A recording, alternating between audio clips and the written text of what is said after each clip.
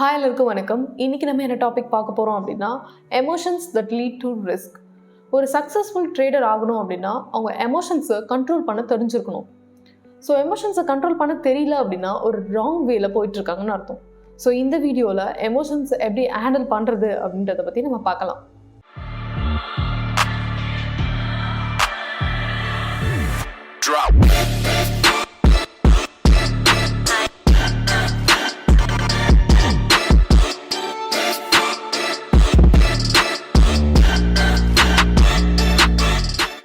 First நம்ம hope பற்றி தெரிஞ்சுக்கலாம். ஒரு சிலர் என்ன பண்ணுவாங்கன்னா ஹோப் பேஸ் பண்ணி ப்ரீ பிளான் பண்ணிடுவாங்க, நாளைக்கு பை பண்ணிடணும் அப்படின்ட்டு. ஸோ மார்க்கெட் என்ன சுச்சுவேஷனில் இருக்குன்னு தெரியாமல் இவங்க பை பண்ணுறாங்க. ஸோ பொசிஷனை ஆட் பண்ணிகிட்டே வராங்க, அப்படியே இது நெக்ஸ்ட் டேக்கும் கொண்டு போகிறாங்க. ஸோ இதே மாதிரி ஹோப்லேயே ட்ரேட் பண்ணிகிட்டு இருந்தால் கண்டிப்பாக லாஸ் தான் வரும். ஸோ ஹோப் இருக்கலாம், ஸ்ட்ராட்டஜி மேலே ஹோப் இருக்கணும். அடுத்ததாக ஃபியர். ஏன் பயப்படுறீங்க?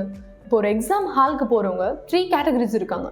ஒன்று நல்லா படிச்சுட்டு போல்டாக போகிறவங்க, இன்னொன்று படிக்காமல் ஒன்றுமே தெரியாமல் போகிறவங்க, தேர்டாக இருக்கவங்க தான் இன்டர்மீடியட்.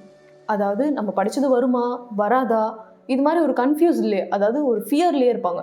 ஸோ அதே மாதிரி தான் ட்ரேடிங்கில் இந்த இடத்துல பை பண்ணலாமா, இந்த இடத்துல செல் பண்ணலாமா, ஐயோ இங்கே செல் பண்ணியிருக்கலாமோ இல்லை இங்கே பை பண்ணியிருக்கலாமோ அப்படின்னு ஒரு கன்ஃபியூஷன்லேயே, அதாவது ஃபியர்லேயே இருப்பாங்க.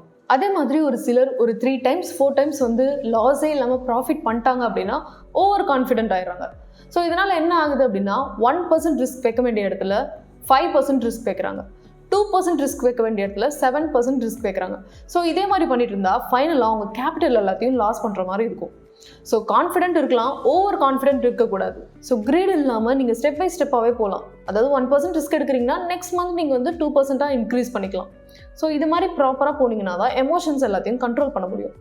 ஸோ இந்த வீடியோ உங்களுக்கு தெளிவாக புரிஞ்சிருக்குன்னு நினைக்கிறேன். ஸோ எமோஷன்ஸ் எப்படி கண்ட்ரோல் பண்ணுறது அப்படின்றத நம்ம பார்த்தாச்சு. ஸோ நெக்ஸ்ட் வீடியோவில் இதை விட இன்ட்ரெஸ்டிங்கான டாப்பிக்கோட நான் உங்களை மீட் பண்ணுறேன். தேங்க்யூ.